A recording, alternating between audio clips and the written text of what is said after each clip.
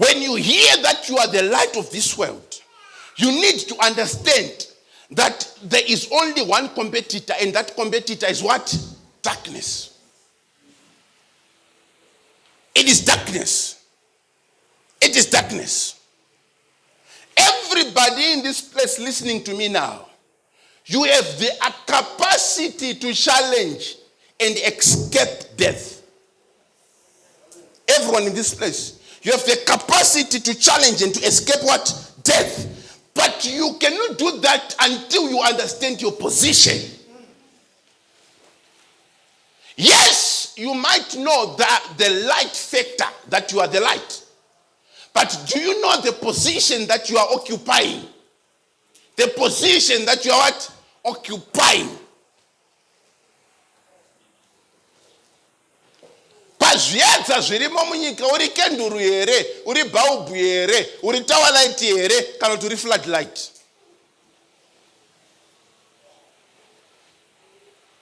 Ukaziva izvozvo, uchaziva pauri nepawakamira.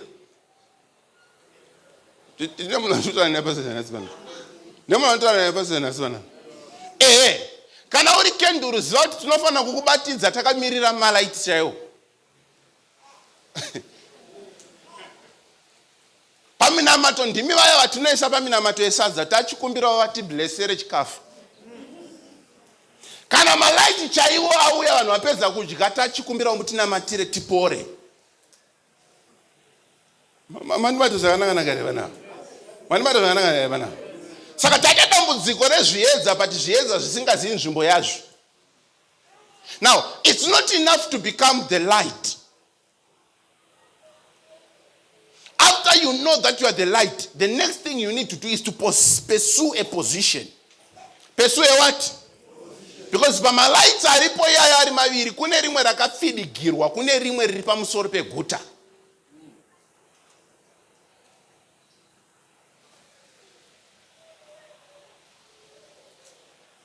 Labo sakata haya. Ndinokunzwa ndiri pano kuti tinoda kunamata pano. Tine zviedza zvevanhu zvatinofana kuwedzera mafuta. Zviwedzere kupfuta. Nekuti kwatakuenda uko kune rima. Nati kwatakuenda kune rima uko. Saka ukazonzwa paitwa verse inoti rima harina kuchikunda. Zivai kuti chiedza chiri kutaurwa ichi kuti hachina kukundwa nerima. Chine chimwe chiedza chachiri kufananidzwa nacho, asi chiedza chacho chakakundwa nerima. Nekuti chemuna Genesis 1 verse 3 chakatobuditswa murima kureva kuti rima raiva nesimba pamusoro pacho. But chemuna John 1 verse 5 hachina kugona kukundwa nerima. Rega ndikuudzei zvinhu zvana baba nana mai. Kuzviedza kune mhando yezviedza. Ende mhando yezviedza iriko inodeterminwa kusimba kwacho neposition yachinoparetera chiri.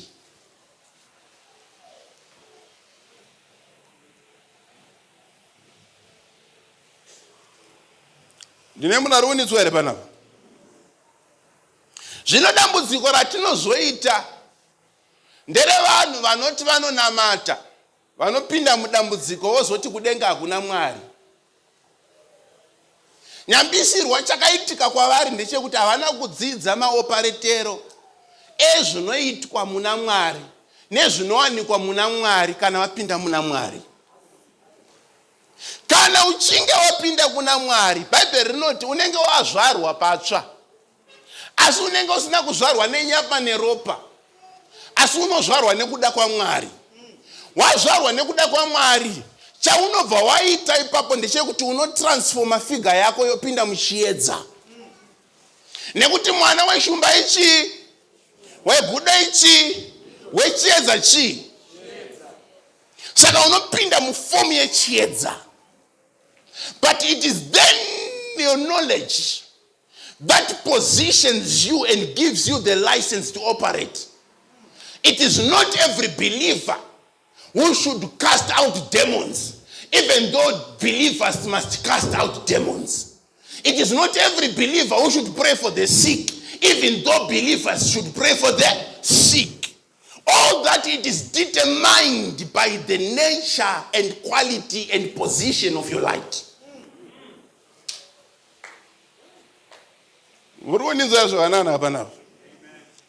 Saka tinogona kusumuka tese tiri vechechi imwe chete. Toenda tese mu marketplace tiri vechechi imwe chete. But vamwe vagonofa vari marombe mu marketplace. Kwete nekuti amati azvijudgwe nekuatenda chechi imwe chete.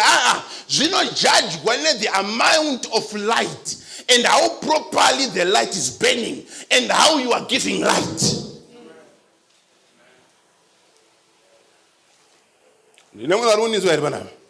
So there are always two types of lights. The one that is comprehended with darkness, and the other that darkness cannot comprehend. Yes.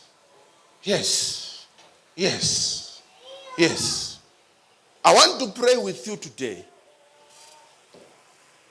so that God may elevate your light. People of God, this is the secret to success.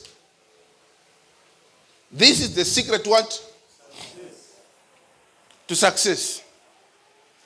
That is why you see, there's also a time that is recorded in the Bible that the devil also sometimes fakes people by becoming an angel of light. This is something that should show you the relevance of light in this life. Ukaona Bible richikudzwa kuti Satani anogona kuuya semutumwa wechiedza. Zivai kukosha kwechiedza. Zvekuti nerima rese ratinonzwa pamusoro pekukingdom yaSatani, iye wacho anombopota achinoda kutonoripfekawo kuti auye sechiedza. If you don't have light in this life, you are irrelevant.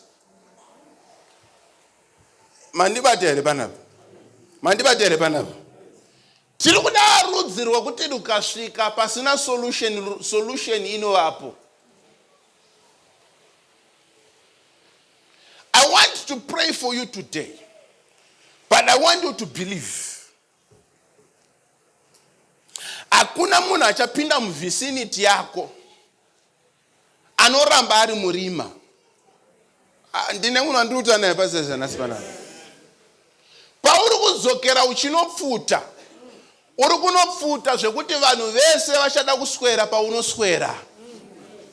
Ndine munhu andikuta naye pasezana sipana. Light is so important that the devil sometimes comes as an angel of light. Anotoziva kuti ndikatouya ikoko ndiri ni Satani uya afi akatora message yangu uyu.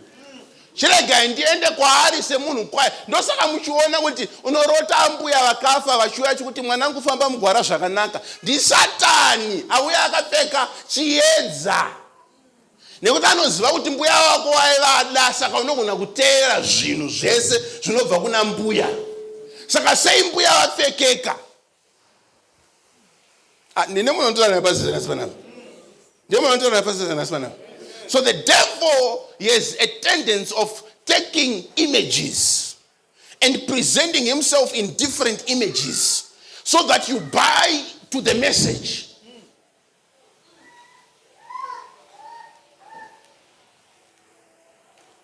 Ndauti munzwisisa na Mwari. Ndambo pa correct papa ndobva ndapfura. Ngoya ngufamba. Ndapa correct nchipfura. Hakuna munhu akafa anonzi auya kuzondipa message ndakarara.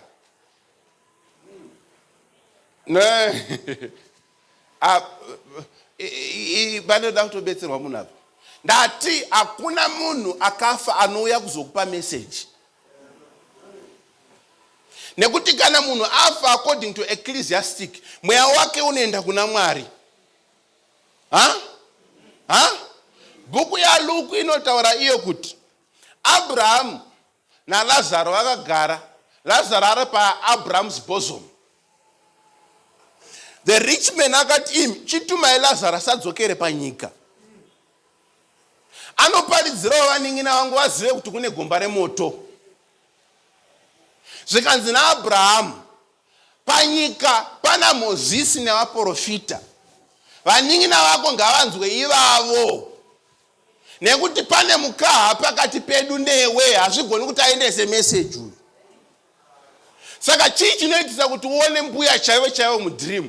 Kuna anonzi mafamiliar spirits. Familiar what? Spirits. Familiar spirit idhimoni rakatedza mechanism yako. Rine matauriro, maitiro nemafambiro nekamudiro kambuya vako. Saka paunotora message kune munhu anoita sambuya vako, uri kutora message kudhimoni. Ndine munhu ari kundinzwa here panapa? Ndandati ndingopfurawo napo. Saka ndinzwa kana Mwari. The devil has proven to us that you can only attain and master relevance in this world when you have light. Light. Light. Am I speaking in this place? Say to your neighbor, light. Say to your neighbor, light. Say to your neighbor, light. Say to your neighbor, light. Now, I want to show you something. If light is a must, if light is a must, so how do we attain light?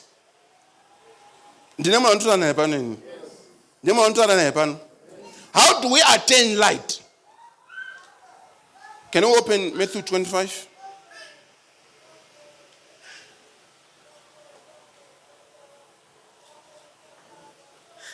Verse 4. Matthew 25, verse 4. Now, how do we attain light? How do we get light? Number one, you only get light when you are born again. Because God is light, in him there's no darkness or no shadow of turning. This is the first thing. You get light at salvation. You get light at what? If you are not born again, you cannot have light. Number two, you get light when there is an impartation of the oil of God upon your head. Matthew 25, verse 4. Matthew 25, verse 4. But the wise took oil in their vessels with their lamps. While the bridegroom tarried, they all slumbered and slept. Listen to this. Inyaya wasikana yonogumi makaimba muneziva iyi 25 dzaMateo ndiyo iyi. Ari kunzi bridegroom ndi Jesu. Maninzwa here. So while the bridegroom tarried, they went and collected oil for their lamps. While the bridegroom what? As long as the Lord still tarries, light becomes relevant. You cannot operate in this world without light.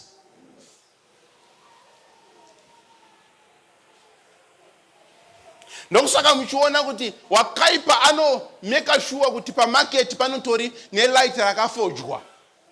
Anokudza kuti zvekuna hazvi munhu ese anongosumuka zvinhu zvese zvinongofamba shamwara zvinetse zvikana zvanetse ndapana avenues apo unoona kamurume kako kanokukecha light but ndere kupi izhingjong.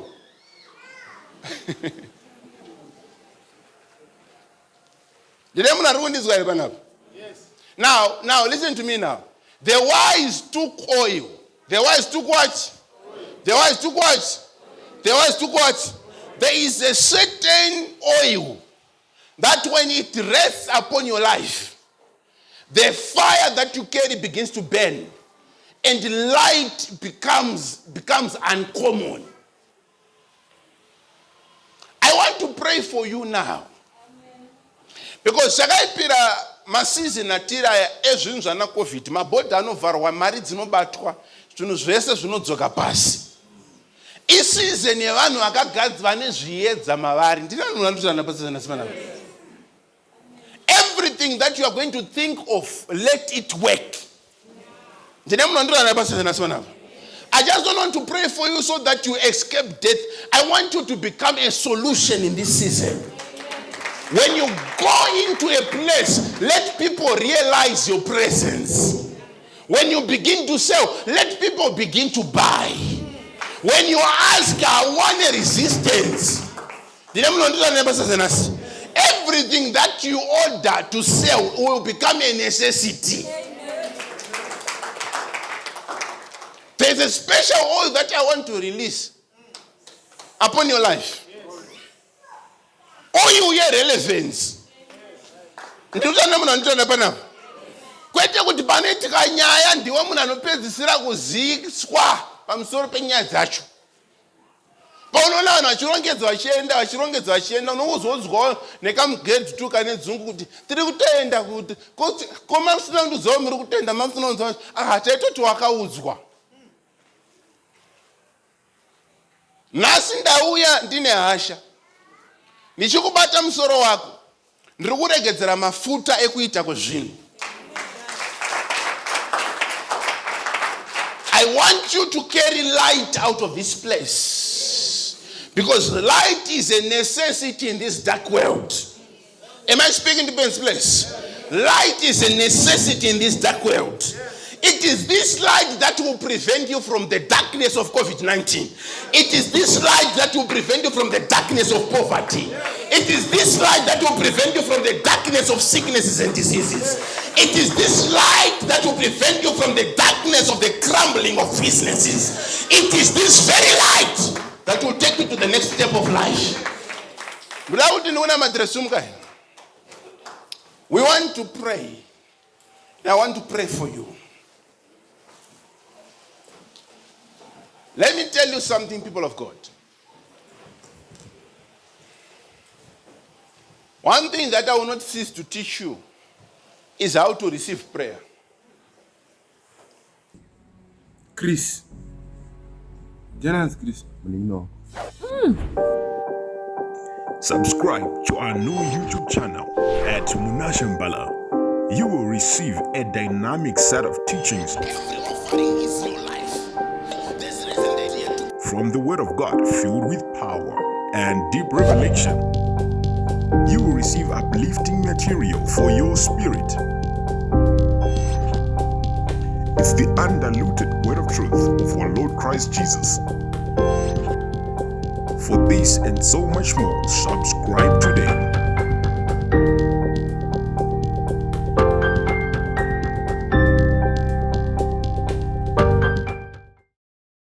This is the recap of our last Sunday service with God's servant, Prophet Munashambala.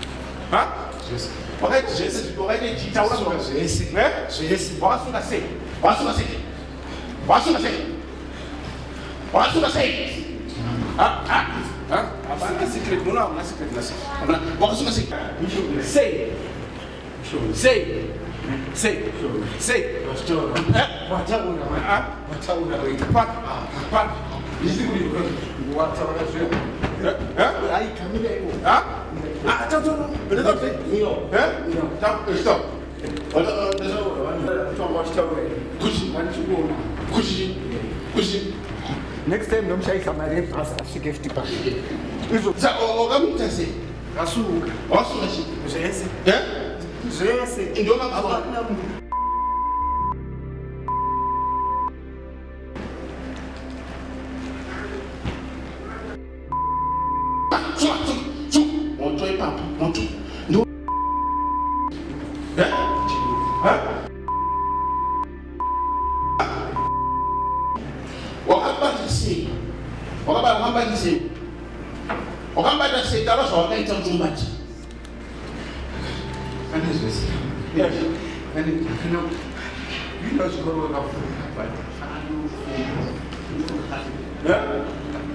Tawisa.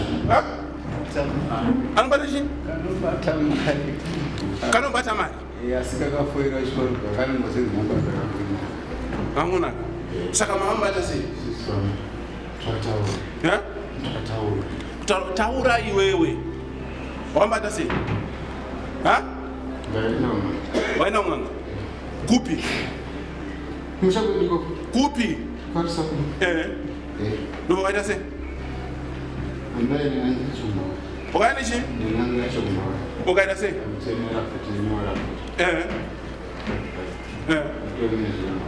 Saka maisi chi pari.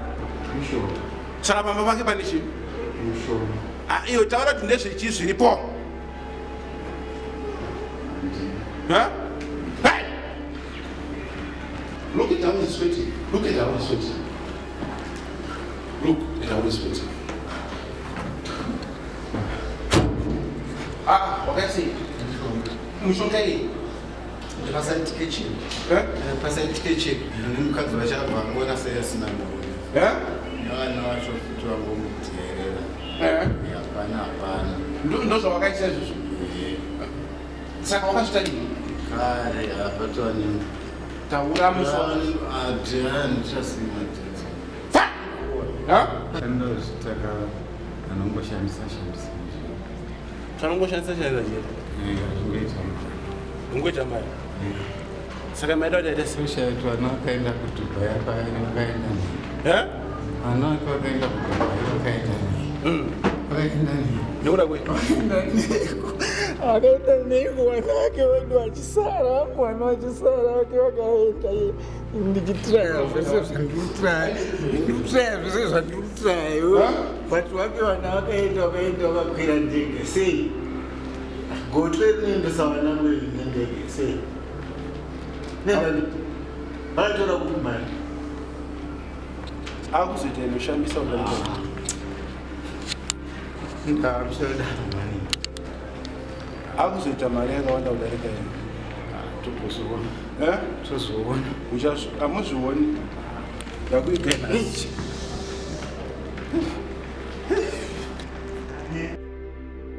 Jim.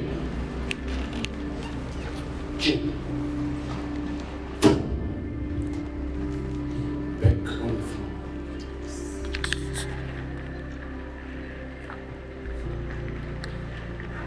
Hey. Jim. How is this? See. Direct. What right? Right.